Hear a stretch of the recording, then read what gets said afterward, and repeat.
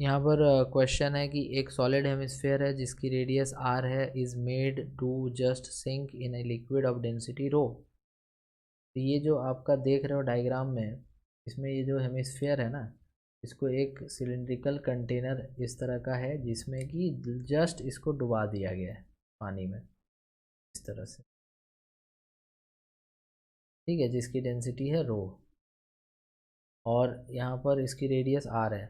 Find the vertical thrust, ए में पूछ रहा है find the vertical thrust on the curved surface. तो इस वाले कर्व्ड सरफेस पे जो वर्टिकल फोर्स होगा वो ऐसे लगेगा, है ना। तो ये हमें निकालना है।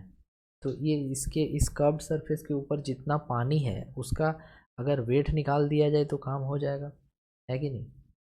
तो अगर आप फर्स्ट पार्ट का आंसर चाहते हो, वर्टिकल थ्रस्ट निकालना चाहते हो, तो आप केवल वेट जो उस सॉलिड हेमिस्फेयर के ऊपर में है वो निकाल दोगे, वही तो फोर्स लगा रहा है, तो mg होता है वेट।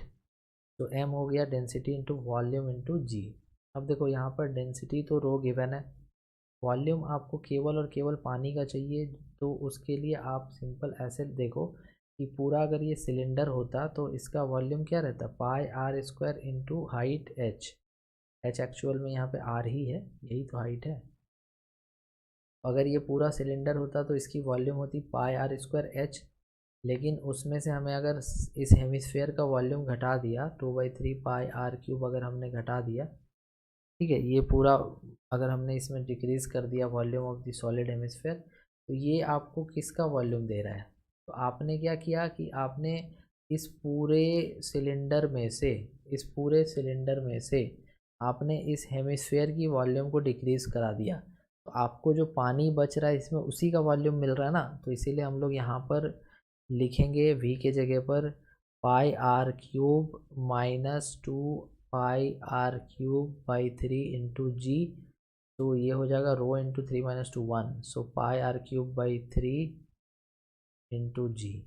ओके, तो ये आपका फर्स्ट का आंसर आ जाएगा।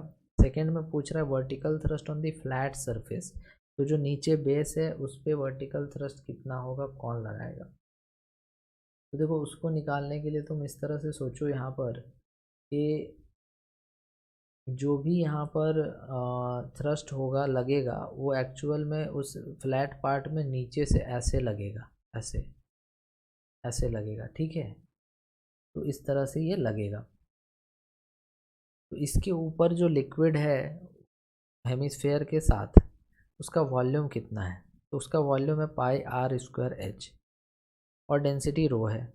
क्योंकि ये जो हेमिस्फेयर इसमें डूबा हुआ है ये अपने वॉल्यूम के इक्वल लिक्विड को डिस्प्लेस करता है। दैट मीन्स कि आप इस सॉलिड हेमिस्फेयर को थोड़ी देर के लिए भूल भी जाओ तो कोई फ़र्क नहीं पड़ेगा, बिकॉज इसका जो वॉल्यूम है उतना ही वॉल्यूम ऑफ वाटर वहाँ से डिस्प्लेस हुआ था।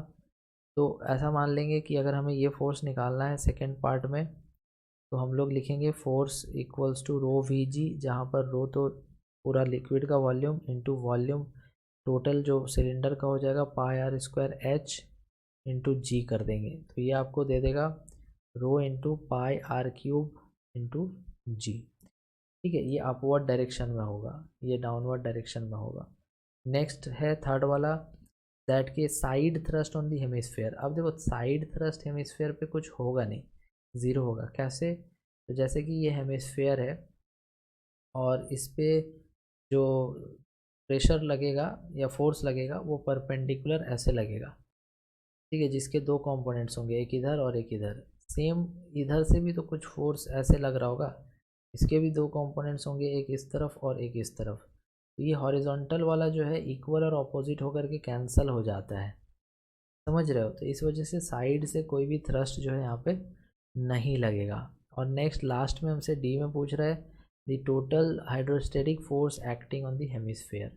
तो देखो एक तो अपवर्ड से इतना लगा और एक सॉरी डाउनवर्ड की तरफ इतना लगा और अपवर्ड की तरफ इतना लगा, तो टोटल अगर निकालना है तो इन्हीं दोनों को माइनस कर देना होगा। तो डी वाले को बनाने के लिए हम लोग एफ नेट करेंगे, F net upward minus downward, rho into pi r cube into g minus downward rho into pi r cube into g by 3। तो ये हो जाएगा 2/3 into pi r cube into rho into g, और इसका direction होगा upward. तो इस तरह से ये 4 क्वेश्चंस थे, हमें कॉन्सेप्चुअली समझना था और अच्छे से इसको बनाना था। ओके।